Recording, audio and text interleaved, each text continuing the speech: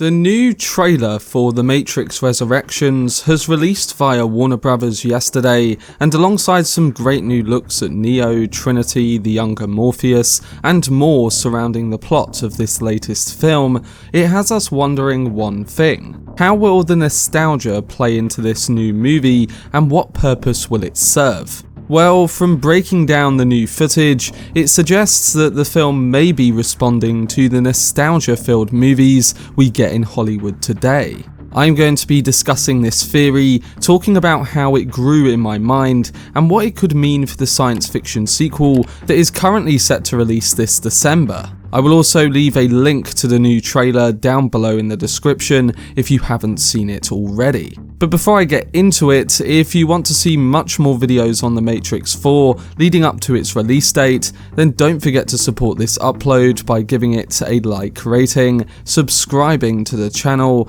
and turning on your notifications. Also, feel free to check me out on Twitter, Facebook, Reddit, and Instagram at Cortex Videos, which is all linked in the description below. But without further ado, let's dive into this theory on why the newest trailer for The Matrix Resurrections poses a response to nostalgia. So like many big franchises that are resurrected today, the one thing that worries me and continues to disappoint with new installments is the idea that Hollywood brings them back and rehashes plots, characters, and sometimes even ruins them by trying to change things drastically. The Matrix is kind of different because it allows a certain sandbox that can be broke down and took in altering directions through its themes and ideas. This doesn't stop the filmmaker, however, from redoing stuff we've seen before and trying to bring a sense of nostalgia through an inner love for the things they've done before. Now, the new trailer might open and suggest that this is a likely outcome for this new Matrix film, but we quickly gather that this story might change and use its nostalgia in an interesting way. Right from the opening seconds, the new Morpheus, played by Yahya Abdul-Mateen II, speaks, saying, "We can't see it, but we're all trapped inside these strange repeating loops." We know that his character is a quite different version of the Morpheus from the original films, but like the other characters on display here, there's a sense of resemblance to what happened before. And the footage played underneath this line of dialogue is that of military finding Trinity in a place that references the very opening moment from the original Matrix. But this is only the beginning of the kind of references that show us the loops that this new Morpheus is talking about. The new mysterious addition to the cast, Jonathan Groff, communicates Agent Smith through a speech that this character uses in the original films, while also channeling his biggest use of Mr. Anderson. Now yes, we have the aged versions of Neo and Trinity, and I'm sure that this will be linked to the plot regarding a potential new Matrix or screwage with time, but these new incarnations of characters that we already know are building on a sense of the familiar, but also that something new is hiding beneath the curtain. It's a theme that at times in the marketing we've seen over the last few days has pretty much been pushed to the forefront of how Warner Bros., Lana Wachowski, and co are selling this film. But what if this is actually part of the developing plot, and the big theme of this new Matrix film is actually a reaction to the nostalgia that fills Hollywood blockbusters today? The original Matrix was extremely meta and predicted the growing control of technology on the human population, and while it gave us the thrilling and groundbreaking action in the original film, it was able to emotionally serve a purpose and make the audience look deeper at the themes on show. Now, I could be completely wrong, and this may just turn out to be a bad redo of the original and fit in line with the cash grab approach that Hollywood has been taking way too often with franchises like this, but to me, and this may just turn out to be the trailers, it seems like the nostalgia is coming across in quite a meta way. And if this is the case, then the film might be much better than we expect. But there are other references building upon this theme in the latest footage, so it's key that we discuss some of them first. Before the Warner Brothers and Village Roadshow Pictures logos hit the screen, we have a moment where Neo finds himself back in the familiar white space as he did in the first film, with that scene including Morpheus explaining the real world dominated by machines. Neo remembers this, and it immediately starts to make him realise that he is once again back in the Matrix, where it's a new one or one that has been altered. But this only develops in the trailer when we find Neo connecting more with his past, watching projected footage from the original films alongside the new characters. Footage of Neo deciding between the red pill and blue pill, but this time it is framed differently. It's shown to an older and slightly different Neo, and that event was taking place within the original Matrix. It's almost as if it's a reference to the technological world today, in that anything recorded can be seen by those on the outside, and it of course is once again the process of using nostalgia to frame a new story. Is it a coincidence that this film may be fittingly trying to tell us that today's entertainment and media landscape is like a hero who is now trapped in a new version of something that came before, and the only thing that will set him free and give him fulfillment is to literally relive the most important moments from the previous movies? Now again, this could be completely wrong, and for all we know, the new Matrix film may be doing what so many other rebooted and continued franchises do so wrong. But if it is the case that this is referencing that very approach, and it's trying to pull off a new story in a strong way using this, then the usage of this theme may turn out mind-bending, just like the messages laid out in the original films regarding technology. And don't forget that we've already seen footage of Neo being the only one in an elevator not hooked to his technological device, and the most talked about clean digital filter being used rather than the green tinted one we got in the original films. This is of course to communicate a new Matrix that the original trilogy ended on, but it also comes across to me as a reference to films today trying to redo something but make them more colourful and slightly oversaturated in comparison to the more filmic colour palettes and footage they used back in the day.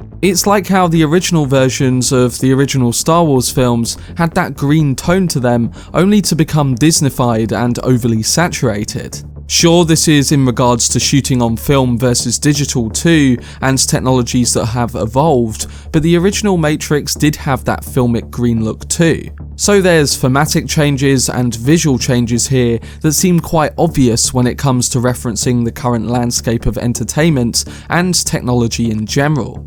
But after noting this idea of resemblance, the halfway point of the trailer marks a certain change with interesting developments. Jessica Henwick's character, named Bugs, says that it's all obviously so wrong. Maybe this isn't the story we think it is. It's as if she leaped through the screen and told the audience that herself. We are of course going to be revisiting the dystopian world ruled by the machines too, because this is the world behind the simulation or simulations that Neo has been living in. This resulted in Neo taking the leap to break the illusion, and while we see that occurring again, this time he's joined by many people who think he's crazy. Going back to familiar scenes like this, alongside that of the dojo sequence too, might be the destruction of this movie. But what is becoming obvious is that this is the point that is trying to be made. To me, it's a signal that this is a response to the nostalgic storytelling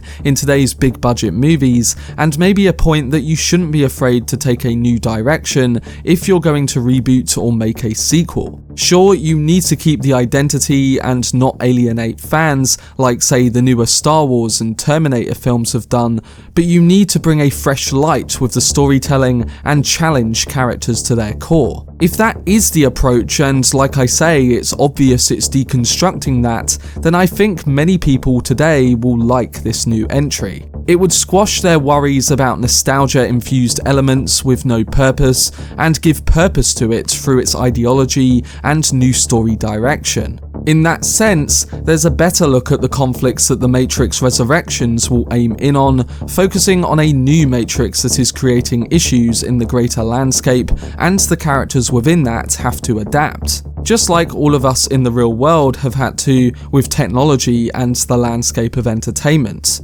And the new story on show is telling us that Trinity may be the big focus of these greater plans. Neo says that it's his time to believe in her, suggesting that he is this time trying to wake Trinity up from the Matrix. And with there being a long list, is she really the one? This could be the case, and while I'm okay with it, I think there's a lot more going on that this trailer isn't telling us. Yes, I think it's to do with Neo and Trinity, but I don't think it's as simple as a reversal of the first film. The whole trailer suggests bringing something new, and that this is not the story you think it is, so if we take that by its word, then surely there's some big reveals to come. Again, we'll have to see, but the main point is that I think this new Matrix film is going to link into the idea that nostalgia, used in a conventional way, can be destructive.